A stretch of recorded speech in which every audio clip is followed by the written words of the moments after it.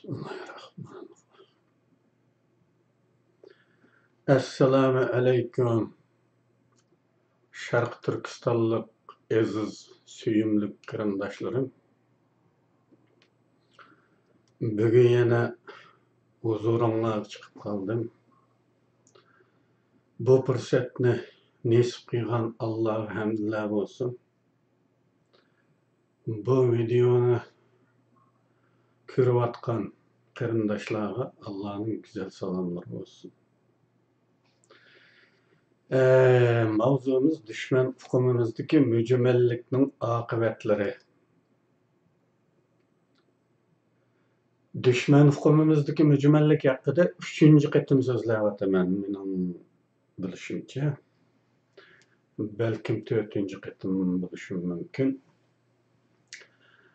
Buni izchil anglayotganlar esiga ola oladi.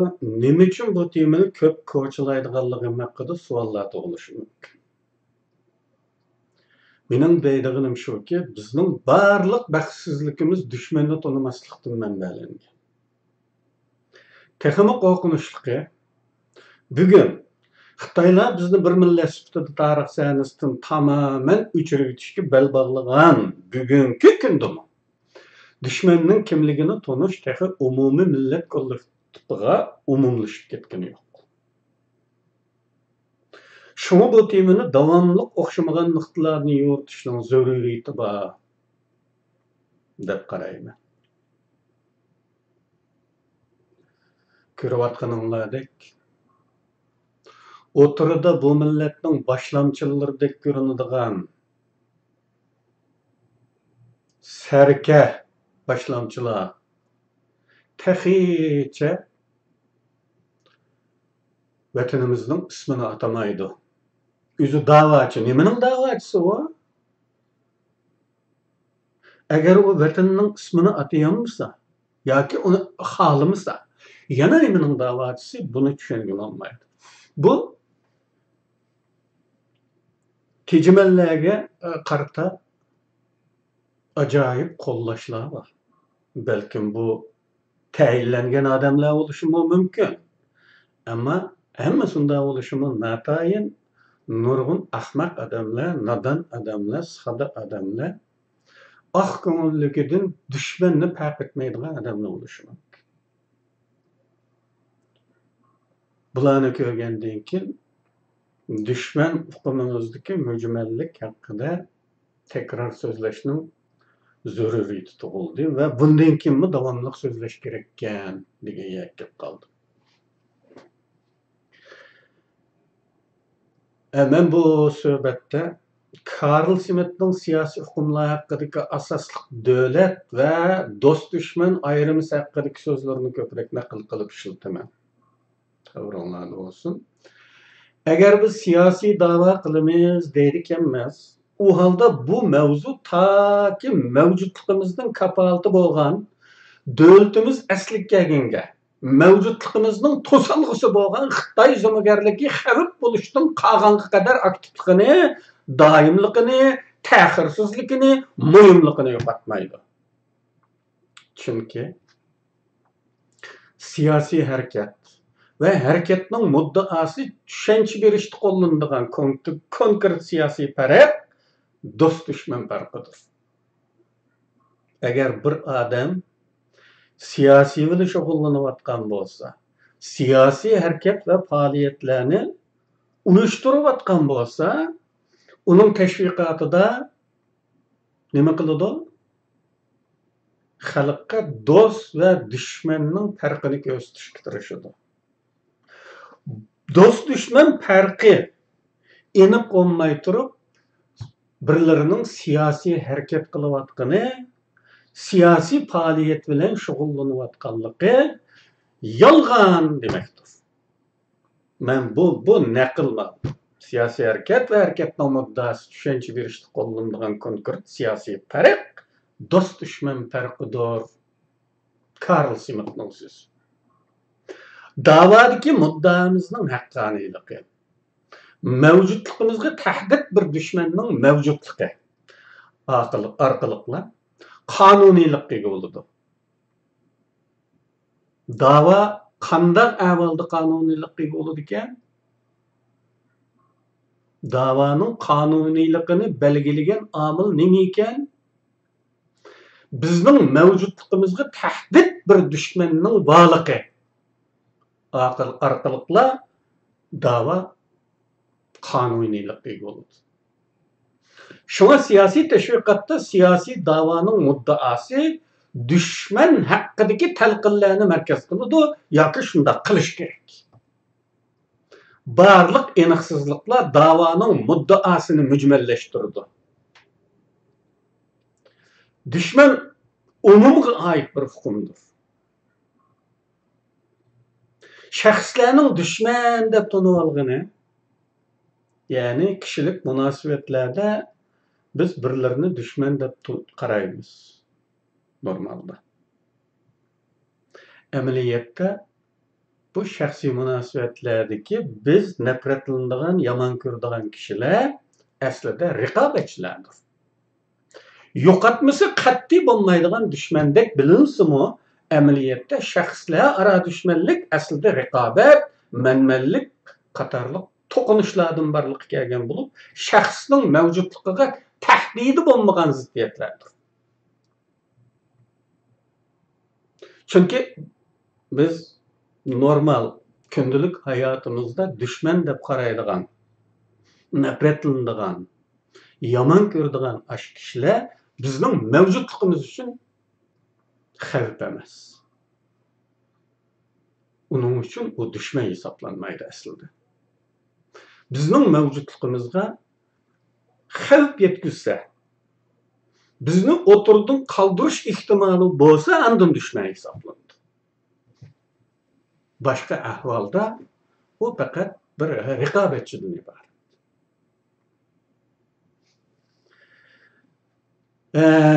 Germaniya siyoset olimi Karl Schmitt, biz so'zlarini naql qilayotgan Karl Schmitt, siyosiy hukmi nomli mashhur asarda shunday deydi.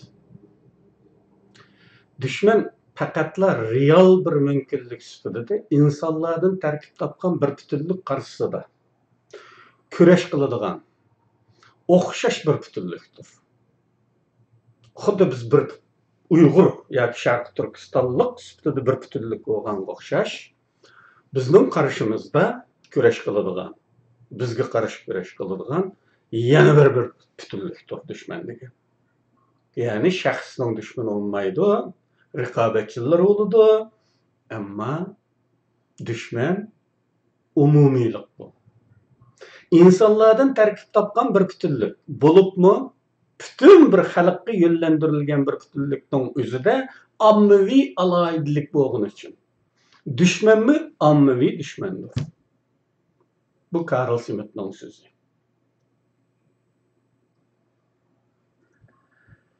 Yana shunday deydi, dushman hayotdagi bir bütünlük ichida xalqning mutlaq mavjudiyati uchun mutlaq rad qilinish kerak bo'lgan, yo'q deyiladigan farqli mavjudlikdir. Endi biz o'zimizning ifodalar bilan bu so'zlarni selishtirib ko'radigan bo'lsak, dushmanni tanishimizning yetarli emasligini ko'ra olamiz. Do'st dushman hukmlari orasida bir miqdor o'xshashligi mavjud bo'lib, miqdor o'xshashligi, hajm o'xshashligi, sig'im o'xshashligi, ya'ni do'st va dushman hukmlari orasida miqdor o'xshashligi mavjud. Do'st bütün bir millet kollektifi bo'lgan bo'lsa, dushmanmi bütün bir millet kollektifidir. Bu jihatda qarshi tarafga hisodoshlik, dushman deb qaramaslik xohishlari mavjud bo'lishi mumkin. Xuddi Xitoyni dushman emas deb qaraydigan Xitoyparastlarga o'xshash.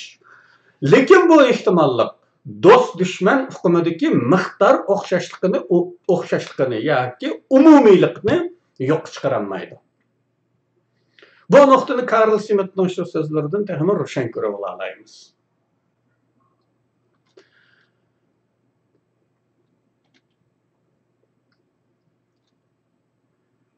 Do'st dushman farqi yo'qolsa, siyosiy hayotmi yo'qoladi.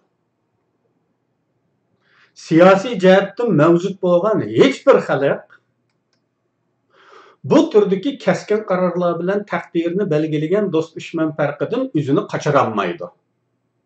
Karl Schmitt deyotadi buni.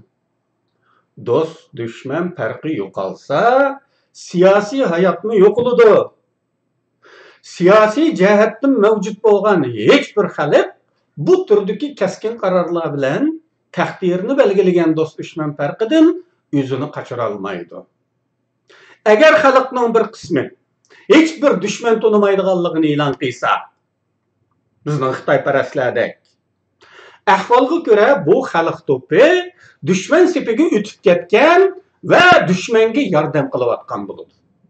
Ammo musha holdimi do'st dushman ayrimi yo'qolmaydi. Texnik konkretlashtirib tushuntirishga to'g'ri kelganda, masalan, Xitoylarning ichidagi bir bo'lib kishilar Sharq Turkistonliklarga hissdoshlik qilish maydonida bo'lib, o'z millatining umumiy siyosiy maydonining qarshisida bo'lganida, u Sharq Turkiston tarafga o'tib ketgan hisoblandi. Bu holda Xitoylarning qog'ini yana bir gavda sifatida dushman bo'lishni davom qiladi. Yoki Uyg'urlar ichidagi bir bo'lib Xitoylarni dushman deb qaramasa. Ajnalar bormi? Bizning aramizda. Xitoylarning orasida biz tarafga o'tib ketadiganlar bormi yo'qmi uningga jazm qilish tez. Ammo bizning aramizda ko'p. Bu bir bo'lib Xitoylarni dushman deb qaramasa, u dushman tarafga o'tib ketgan. Dushmanga yordam qilayotgan bo'ladi. Bu holdimi do'st dushman ayrimisidagi butunlikka ta'sir yetmaydi. Karl Schmittning so'zi. Agar bir xalq do'st dushmanni ayriyanmasa yoki ayrishni xohlamasa, u holda siyosiy nuqtadan mavjudligi yo'qolgan bo'ladi. Biz Xitoyning dushman yoki emasligini nazariya jihatdan muqimlashtirish uchun shunday oddiy bir formaga murojaat qilsak bo'ladi. Xitoylar bizning milliy mavjudligimiz uchun xavfmi, emasmi? Agar xavf bo'lsa, dushmandir. Nima uchun bu kadar oddiy bir reja bugungacha bu millatda aniq bo'lmay keldi? Bu kishini echindiradigan darajada dötlik bo'lsa-mu? Buni oddiyla dötlikka chiqarib xulosalashmi xato bo'ladi. Chunki dushmanni bilish, o'rtaq mulk tuyg'ularining yetilishi ma'lum tarixiy bosqichlarni boshdan kechiradi. Ma'lum tarixiy sharoitning tavlishidan o'tish kerak. Ma'lum tashqi shartlar uyg'unlikda bo'lish kerak. Mana bularga qaraydigan bo'lsak, nimalarni ko'ramiz? Bizning hozirgi zamon millati bo'lib shakllanishimiz hayron qolarlik darajada kechikkanligi. Hatto eng yovvoyi millatlar qatorida qolganligimizni alam ichida e'tirof qilishimizga to'g'ri keladi. Normalda o'zimizcha yaratmaydigan qarindosh ko'chman xalqlarmi o'zlarini o'rtaq bir etnik nom bilan atashga boshlagandan asrlar o'tganda biz taxicha o'zimizning o'rtaq etnik nomi bo'lmagan yoki bilmagan holda ya umumiy ummat kimligini yoki birdilla ushshaqlanib yurt kimligini qo'llanib yurganligimiz buning bir dalilidir. Ilgari mana qilgandim Bartold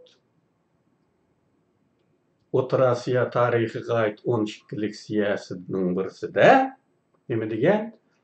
Bu yerlardagi xalqlarning millat nomi bo'lmaydi. Ular o'zlarini o'zi turayotgan shaharning yoki yurtning nomi bilan ataydi. Masalan, Qashqarlik, Turpanlik degandek deb yozilgan. Bu kadar echinishli qarindoshlar. Bundaq bir umumiy nomning bo'lmasligi o'zni xarakterlaydigan belgining bo'lmasligi bo'lib, psixikimizda bir negativ omil bo'lib qolgan. Bir o'rtaq nom kimlarning biz bilan o'z hisoblanadiganligini ayirib olishda g'oyat zo'r roli bo'lib, bu oddiyla atoq masalasi bo'lib ko'rilmaslik kerak. Mana shu o'z to'g'ri ayrilmag'achqa o'zga tava mulkka o'rtaq ega chiqish ruhimi bo'lmagan. Bu o'zga tava mulk nima? Vatan. Qashqarlik, Turpanliq degan bu uşaq kimlik, ya'ni qadimki qabilachilikning o'rniga dasigan uşaq etnik guruh bo'lishish nima kelib boradi? O'rtaq mulk emas. Ya'ni Turpanni besovasi bir dushman, Qashqarlikning parvoyi felek degan gap. Bir o'rtaq öz mavjud emas. Uşaqlanib ketganmiz. Onun uchun o'rtaq bir mulk qarashi yetilmagan. Bunun bilan bizdeki vatan tuyg'usi 20-asrning o'ttirlargacha chiqqan. G'arbda bu nasionalizm, ya'ni millatchilik qachon boshlangan? Uningdan asrlar keyin 20-asrning o'ttirlarga kelganda andin bizda millatchilik tuyg'ulari o'tirib chiqqan. Vatan tuyg'usi o'tirib chiqqan. 20-asrning o'ttirlarga kelganda uyg'unishlarmi yo'shirin andin urnagan cho'nqur o'ngmas turdagi ixtiyorsiz harakat ifodasida emas, ongliq harakat. Nayta osondagi bilginlarning qo'zg'atishining mahsuli bo'lib kelgan. Echinishliqi, taxim echinishliqi bu. 20-asrning o'ttirlarga kelganda biz vatan, millat deydigandek qildik.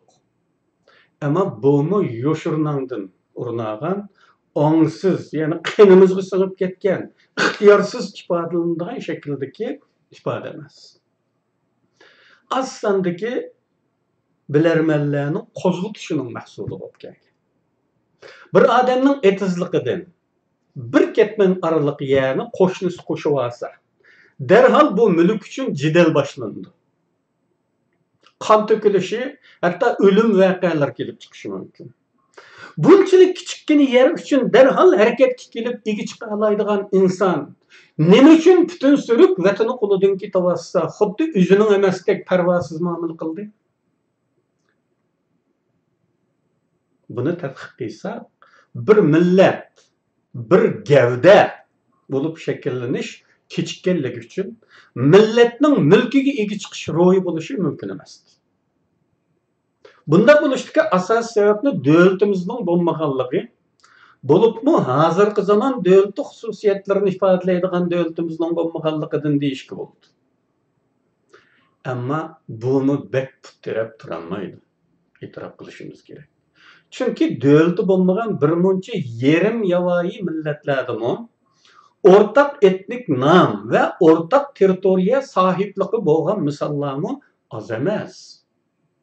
Davlatning bo'lmaganligiga döngishimizning asosi shuki, davlat millatning organik birligi, bir butun gavda qilib birlashtiruvchi omildir. Bu haqda Karl Schmitt shunday deydi. Davlat muayyan bir tuproq ustida tashkilotlangan bir xalqning siyosiy holatidir. Davlat söz ma'nosi bilan va tarixiy mavjudligi e'tibori bilan bir xalqning haqiqatan alohida sifat ifodalagan bir holatdir. Hamda belgilaguvchilik roli elishga to'g'ri kelganda oxirgi belgilaguvchi bo'lish holatidir. Bu sababdanmi aqlga keladigan barliq shaxsiy yoki kollektiv holatlarga qaraganda eng muhim holatdir. Davlat. Bir gavdilik, moddiy tusda bo'lganda bir gavdilik tuyg'usi tadrijiy shakllandi. Bir gavdilik tuyg'usi bo'lganda bu bir gavdaga taalluq o'rtaq mulkka ega chiqish urinishi avtomatik holda harakatga keladi. Dushmanning o'rtaq dushmanlik aloyidligi bo'lishi nuqtasidan qaragandimi, dushmanni tonimasligimizdagi asli ona kamtiklik o'rtaq gavdimizning bo'lmay kelishi deyishimiz mumkin. Düşmanla tonuş, yoki tonish masalasida düşmanning mavjudligini e'tirof qilish, o'zimizning mavjudligining rad qilinishi ma'nosiga tangmi yo'q. Bu sebepten öz mevcutluğumuzni qo'g'dash uchun yo'qotilishi zarur bo'lgan bir omilmi yo'qmi? Buna qarash kerak. Ya'ni Sharq Turkistonda Xitoyning mavjudligi bizning mavjudligimizning rad qilinishiga teng bir masala bo'lgan bo'lsa, bu mavjudlik rad qilinishi o'z mavjudligimizning kapolati uchun Xitoy mavjudligining rad qilinishi, ya'ni uning dushman deb e'lon qilinishi shunda tunilishi shartdir. Lekin bizning ba'zi bilarmanlarimiz, angliq tabiqimiz, yani angliq, bilimdan bo'lib ko'rinayotgan to'plarimizning bozorga selayotgan qarashlari taklif qarashlar bo'lib, bizning kerak siyosiy qismatda bo'lmaganlarning dushman qarashini dogma qabul qilishmi, dushmanni tonimaslik yoki xato tonish kelib boradi. Şuna düşmanni bir-biriga qarshi safda bo'lgan ikki uchtiki xalqlar o'zi belgilishi lozim. Üçüncü birisi belgilish kerak emas. Yoki u üçüncü birisi belgilaganini qabul qilishimiz kerak emas. Ikki uchtiki xalqlar bir-biriga qarshi safda bo'lgan ikki uchtiki xalqlar o'zi belgilishi, o'zi bekitish kerak dushmanning kimligini. Bugun biz Xitoylar bilan mavjudlik uchun qarshi safda yer olgan ikki xalq hisoblanadigan bo'lsak, u holda bu mavjudlik masalasiga aloqasi bo'lmagan davlat yoki millatlarning bizga dushmanni ko'rsatib berishi, dushman hukmi haqida aql ko'rsatishi xatodir. Bu xato o'ziga oid. Agar biz bunda ko'rsatib berishni qabul qilsak, bu xato bizga oid bo'ladi. Qabul qilishimiz xatodir. Karl Schmitt shunday deydi. Bir xalqning dushmanning kim ekanligini, kimga qarshi urushish yoki urushmaslikni bir yot belgilagan bo'lsa, yoki o'zi belgilamagan bo'lsa, siyosatdan xoli bir xalqdan so'zlash mumkin emas. Bu xalq boshqa bir siyosiy sistemga tabe bo'lgan bo'ladi. Agar bir xalq siyosiy mavjudlikning zaruriyati yoki talabi bo'lgan jafo va xatarlardan qo'rqsa, uning o'rniga bu yukni ko'taradigan, bu xalqni tashqi dushmanlardan qo'g'daydigan va shu yo'sinda egilik huquqni changilga kirgizib oladigan boshqa bir xalq cho'qim tepiladi. Tashqi dushmanlardan, atalmış tashqi dushmanlardan qo'g'daydigan. Xuddi Xitoy bizni qo'g'dagandek. Bizni jangirlardan, aksiyatchilardan, qarang'i zulmatli koni jamiyatning g'amiylardan qo'g'didi ya. Bizni azod qilib, ayında bir xalq cho'qim tepiladi. Bu holda qo'g'dug'uchi xalq, ya'ni Xitoy xalqi qo'g'dash va itoat orasidagi abadiy munosabatga tayinib, dushmanning kim ekanligini belgilaydi. Bu araliq Karl Schmittning so'zi. Endi biz o'zimizning mustamlik tariximizni varaqlab ko'rdigan bo'lsak, bizga kimning dushman ekanligini Xitoylar belgilab berib kelganligini ko'ramiz va Karl Schmittning bu dono hukmining o'z amaliyotimizdagi sonsiz misollarini ko'ramiz. Bu faqat kommunistlar istilasidan keyin kommunistlarning sun'iy dushman hukmlari bilan maydonga chiqqan ahvol bo'lmasdan, ilgari mustamlikchi Xitoy hokimiyatlarimi o'xshashli bizga kimning dushman ekanligini belgilab bergan edi. Masalan, Mehmetli Tevfik qatorliq millatning sarxil o'g'illari o'ltirilgandan keyin Xitoy hukumatı ularni xoin e'lon qilgan va ularning oilasi bilan aloqa qilish jinoyat bo'lib qolgan. Bizning nadon xalqimiz Xitoy ayg'oqchilari, munofiq g'alchilarning hezi bo'lishlari, tashviqotlari bilan qo'rqib yoki soddilik bilan dushmanning depog'usida o'ynab, inqilobchilarimizning oil tavobatlarini yetim qoldirgan ishlar ko'rilgan. Bu hol taki Xitoy hukumat doiralarida ma'lum o'zgarish bo'lgangacha davomlashgan. Kommunistlar davrida bu hol texnik gavdlik bo'ldi. Buni hammanglar eslayalaysizlar. Avval Amerika başçılığındaki G'arb kapitalizmi düşman deb ko'rsatildi. Bununla paralel öz içimizden nurgun düşmanlar gösterip verildi. Pomuşçuklar, çarvıdarlar, baylar, yerlik milletçiler. Bundaq ko'rsatish zamanның şartlarına göre düşman kimliklerde bazı özgürlükler görülse mi, düşmanni ko'z tutmagichi o'zgarmadi. Fakat Xitoy ko'z tutmadi bizga kimning dushman ekanligini. Keyin Sovet revizionizmchilari sosyal cihangirlik biçimida düşman belgilendi. Ve bizden nefretlenişimiz, karşı güreşke hazır buluşumuz talep kılındı. Bununla paralel içki cihette kapitalizm yolg'amangan hukuklarla, aksi inqilobchilar deyilgan zo'r paydo qilingan düşmanlar ko'rsatib berildi. Uningdan keyin bo'lsa düşman butun kommunist imperiyasiga taqalgan düşman bo'lishdan milliy kimlik ifoda qilgan, mustamlika rayonlarga markazlashgan milliy düşmanlarga o'zgardi. Xitoy uchun milliy düşmanlar. Bu turdagi düşmanlar Xitoy xalqi ichida yo'q. Shunga. Bütün Xitoy xalqining shundaqla Xitoy xalqi tarafidan qutqizib olingan mustamlika xalqining dushmani edi. Milliy bo'lgunchilar, diniy ashqullar, asliyatchilar, radikallar. Hatta ahirda düşmanning Suriyada ekanligi ko'rsatib berildi. Ve bizning taxiy milliy kimlik qazanolmagan nadan xalqimiz Suriyadagi düşmanga qarshi yo'llandi. Bularning hammasini bir arada tutib o'ylaganimizda düşman tarafidan qanchalik echinishli shaklda o'yintilganligimiz ko'riladi.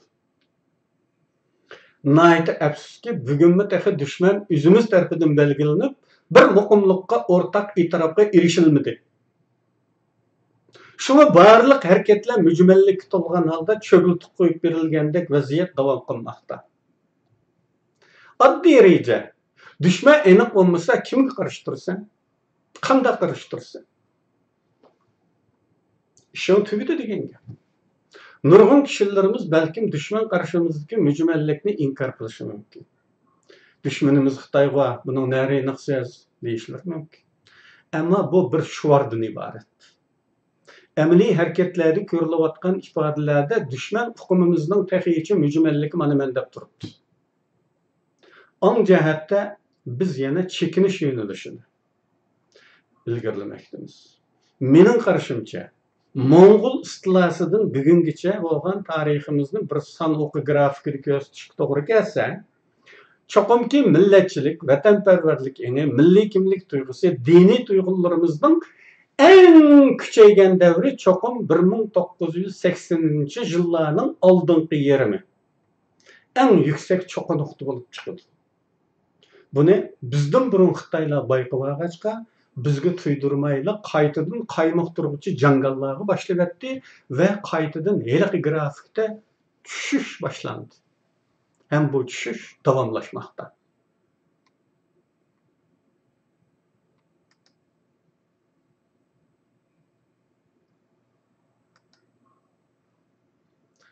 Mana bu grafik 1300 yıldan başlap hazırgacha bo'lgan milliy tuyg'u, vatanparvarlik tuyg'usi, diniy e'tiqodlik sezgurlik qatorliqlarimizning sifatlarimizning eng yuqori chiqqan vaqti bu yerda 1985 yillari ko'rsatilgan. 1600 yıllardaki en tüven noktanın sebebi bilisizler bu Xo'jalar devri. Ve 2017'den keyin keskin bir tüsüzlük degidek ciddi bir tüvelleş başlandı.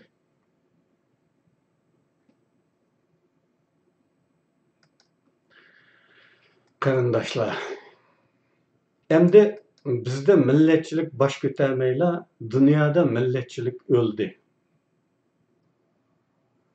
Nasionalizm degan ko'nlik aylanib ketdi dünyada. Hozir yangi milliy kimliklar, davlat bilan birikkan kimliklar maydonga chiqyapti. Masalan, Amerikan, Amerika'da o kadar köp millet var. Ama birli Amerikan kimligi kötürülüyordu. Şununla okşaş. Dünyada milletçilik öldü. Bizde tehi milletçilik baş kütemey durup. Bizde kollektivizmlik ruh meydana kelişke ülgürmeyla dünya yekkileşiş yoki yekkileştirilishga başladı. Mana bu derecede aqida qaldık. Düşman haqqida insoniy bo'lish mantiqi bo'yicha mumkin bo'lmaydigan bir ish qarindoshlar. Bizning ba'zi Xitoyparastlar insoniylikni tashabbus qiladi-ku Xitoylar mavzusida. İnsaflik, insonparvar qiyofatda bir nazariyalarni o'tirib chiqaradi. Ammo butun dunyo e'tirof qilgan haqiqat shuki, düşman haqida insoniy bo'lish mantiqi bo'yicha mumkin bo'lmaydigan bir ish. Ya'ni düşmanni iblislashtirish, düşman odam emas deb qarash mazlumning ixtiyoridagi ish emas. Bu angsız holda yurakdan etilib chiqadigan bir xil nafratning kuchidan bo'lib, buni psixologlar, jamiyatshunoslar, siyosiyonlar yoki boshqa mashhur kishilarni e'tirof qilgan bir reallik. Masalan, Karl Simit bu haqda düşmanni bir qaroqchidan boshqa sifatda ko'rmak insonlarning qabul qilishi qiyin bo'lgan bir xohishdir deydi. Bu haqda ko'p so'zladim. Masalan, milliy o'chmanlik tabiiy tunimaydi degan bir mavzuda so'zladim. Mushu mavzudagi bir maqola Sharq Turkiston ozodlik yo'lida izlanishning 3-jildida mavjud. Buni Xitoylarning butun insoniyatni dushman ko'radigan haddidan oshgan irqchilik xarakteridan ko'ramiz. Xitoy millatidan boshqalar Xitoylar tarafidan alvasti, qaroqchi, jin deb sifatlanish odatga aylangan. Buni Xitoycha biladigan ammanglar bilalaysiz. Xitoydan boshqalar alvasti, qaroqchi yoki jin. Bu faqat bizga kelganda dushmanni yomon sifatlash xatoga chiqarilib, düşmanga advokatlik qiladigan atalmış insonparvarlar, adolatparvarlar maydonga chiqdi. Asli tariximizga qarasaqmi, qachonki Xitoyni odam qatoriga qo'yganimizdan boshlab, o'zimiz bir hayvonning o'rniga tushishga boshladik. Bunga diqqat qilinglar qarindoshlar. O'tmishda ajdodlarimiz Xitoylarni odam qatorida ko'rmaydi. Cemi salbiy sifatlar Xitoylarga oid edi. Manqiydigan Xitoylar degan sifatlashimizdan toki barliq meynatchiliklarni, insoniyatsiz qilmishlarni Xitoydek deb o'xshatish qilishlarımizgacha, Xitoylarni odam yeydi deb qarashlarımizgacha bir nafratga to'yilgan ruhiy holatni ifodalaydi. Shunga fursat o'nkaga hammalla atlanib chiqib, Xitoyga qarshi umumiy xalq harakati boshlanib ketdi va Xitoylarni sinib, tabiiqlarga ayirib o'tmasdan dushman deb tunib yo'qotishga boshlaydi. Biz qachoniki Xitoylarni odam deb qabul qildik, ondan aka millat deb qabul qildik, bara-bara Xitoyning to'qimi xil ko'plarga mezilik tuyulishga boshladi. Shuning bilan Xitoylarning burnini purishtirib, bizni yaratmasligi, bizni puraydi deyishi boshlandi. Andan biz o'zimizning puraydiganligimizga ishonishga, Xitoylarning yanida xuduksinib turishga boshladik. İnsanlarning moda qo'g'lashadiganligini hamma bilasizlar. Ya'ni bir-birini do'raydiganligi. Bu do'rashlarda hargizmi mahallaninki 5 kafalatlik oilasidagi Selimaxonni do'rmaydi hech kim. Eng boy oilaning xonimlarini do'raydigan ish. Moda qo'g'lashish üstün sınıflarının xanımları başlap bergen qılıqlarını doğraş bilen karakterlandı. Yani insan balası özü üstün de bilgen, özü qayil boladigan kishilarla ügünüdü. Onu doğraydı. özüdün tüven gördüğünlerinin en güzel faziletleri bolgandı mı? Onundan ügünüşünü halamaydı. Bu formamız toğra dep kabul kılınsa, o halde bizning milliy kültürümizden gün sür uzaklaşıp, Xitaylaşıp berişimizdeki tüp amil Xitaylarni ulug' bilishdan manbalangandir. Eğer ecdatlarımızdek de Xitaylarni past görüşünü devam kılalıgan bolsak, Xitayning hech nimasini öğrenmegen, Xitayni doğraşqa, Xitaydek buluşqa tirishmagan bo'latdi. Bugünkü yeni zaman Xitayparastlarının tanglik sifatları mana shu Xitaylashish qadamini tiziltishga xizmat qildi va qiladi. İçimizdekilerinin Xitaylarni ulug'lash keltirgan facialar Xitaylarning jismoniy zo'rlashlaridan zo'r baloyi ofatlarni keltirgan va keltirdi. Çünkü ruhiy jihatdan qabul qilishni xohlamagan narsalarni jismoniy zo'rlashlar bilan qabul qildirgandek ko'rinsimi, amaliyotda o yoshirin ongning qabul qilishiga erishilmagachga insonga yuqmaydi.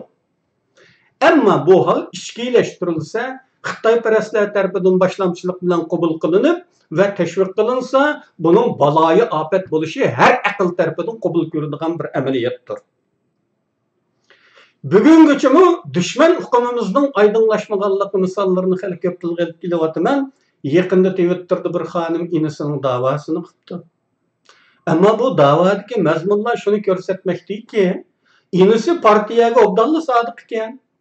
Junguni vatanim deb qaraydigan angliqqa ega ekan. Vatanimizni haqoratlik Xitoycha ism bilan atapti.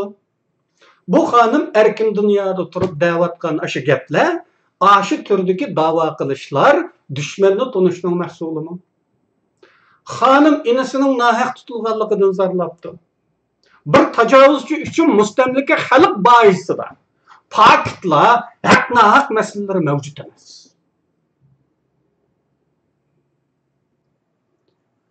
Mustamlikachilar tarafidan bir mustamlika el puhrasi o'ltirilsa, hech qachon qotil deb qaralmaydi. Xitaylar bunun sırtı demez. Andağıken faktla haq meselesi qanday mavjud olsa, inim nahaq tutulib ketdi degan nim degan gap bu? Bimanlik bu. Bir düşman bilan qarma qarshi ekanmiz. Bu yerda haq nahaq degan nima gap bu? Haq nahaq tanglikning ichida mavjud. Agar u xalq bu xalq bilan tap-tang bo'lgan vaqtida haq-nahaq deb ayriladi va nahaq manda bo'ldi deyiladi va haq surishti qilinadi. Bir tajovuzchi bilan mustamlik xalq orasida faktning hech kimi ko'rili yo'q. Qarindoshlar, haq-nahaq deb bir narsa yo'q. Zulmgarning haq bo'ladi qachon. Mushuni tunib yetanmayotgan tursak, biz qanday dushmanni tunagan bo'lamiz? Agar dushmanni tunaydigan bir xalq bundaq bema'ni zorlashlarni qilmay, dushman bo'lgandan keyin shunday qildi. Bu uning tabiati deb bilgan bo'ladi. O't yoqayotgan chog'imizda dastlabda o't yoqayotgan chog'da tutashtiruvag'ichilar o'tinning ho'l quruqini araymiz. Ho'l o'tin bilan o't tutashtirib bo'lmaydi. O't tutishib bo'lgandan keyin yolqinga aylangandan keyinchi ho'l quruqning farqi yo'q. Xuddi shunda Xitoyning 50-yillardagi siyosatlarini tezaktirib yordamga keldik deb xushchiroy ifodasi bilan kelgan chog'larini o't tutashtirish jarayoniga o'xshatsak bo'ladi. Bugungi vaziyat bo'lsa Gulxonning ulg'aygan vaqtiga o'xshaydi. Endi ho'l quruq deb ayiribmi o'ltirmaydi. Hammamiz kuyuveradi. Shunga qamalganlar ichida bir umr g'alchilik qilganlarni ko'ryapmiz. Da'vochi xonimdek sadoqat manjunguliklarning inisimi Gulxonga tashlanayverdi. Yapon qarshi urush davri tasvirlangan Xitoycha videolardan birida bir yapon Dazo shunda deydi. Biz junguliqlarga mayli nima qilib bermayli bizdan rozi olmaydi. Bizni dushman deb qaraydi. Şuna ular bizga dushmanlikdan yanmaydi. Ularning hech biriga ishonishga bo'lmaydi. Ularning hammasi dushman. Şuna bir yapon askeri uchun o'llab o'ltirilishi kerak. Buni Wang Jin vatanimizni ishg'ol qilayotgan vaqtda ozodlik armiyaga bergan buyruq bilan selishtirib ko'rsaklar, istilochilarning tabiatidagi o'xshashlik ma'lum bo'ladi. Wang Jin bir yezidagi qarshilikda agar bir ozodlik armiya askari o'lsa, shu yezidan 5 erkakni etib o'tishga buyruq bergan. Bir Xitoy uchun 5 odam. Xitoy o'zi ishlagan filmlarda yaponlar ba'zi gumonliq odamlarni tutish masalasida pakitimiz yo'q deydi. Xitoy uni yomonlab ishlayotdi. Yaponlar nima deylash uchun ishlamayotdi ne? O'zi yomon ko'z uchun ishlayotgan kinoda yaponlar gumonliq Xitoylarni tutish masalasida pakitimiz yo'q deb tutishga qarshi chiqar ekan ba'zilar. Ammo Xitoyga pakit kerak bo'lganda asha hech nima tushunmaydigan akam kimnasi yengam shu deb bo'ysunishni biladigan dehqonlarning nima gunohi bordi?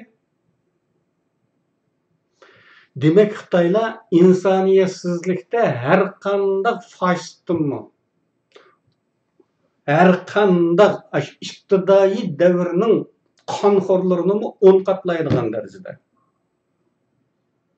Aşında olsun mu? Bugün erkin dünyadaki davalarda yanılı aşı lanetkarda isim pişanımızga besilgan numus damgısı olan isimli kullanışını devam kılıvatkanlarının mevcutluğu bizning ne kadar kerekten çıkkanlığımızdan da bildirdi.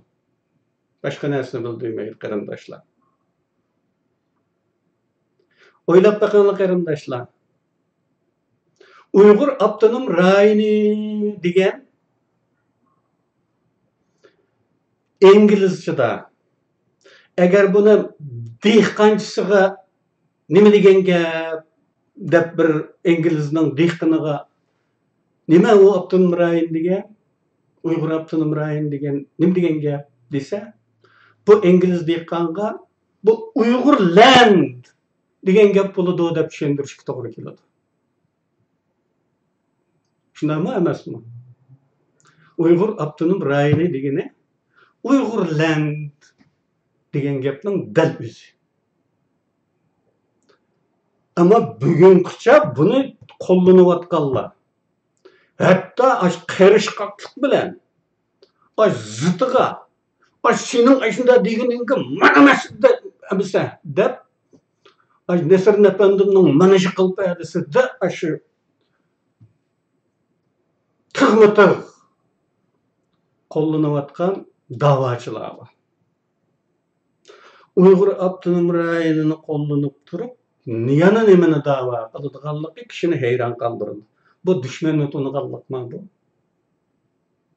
Dushman bilan yuqorida deyildi ya, Karl Schmittning gaplari deyildi ya.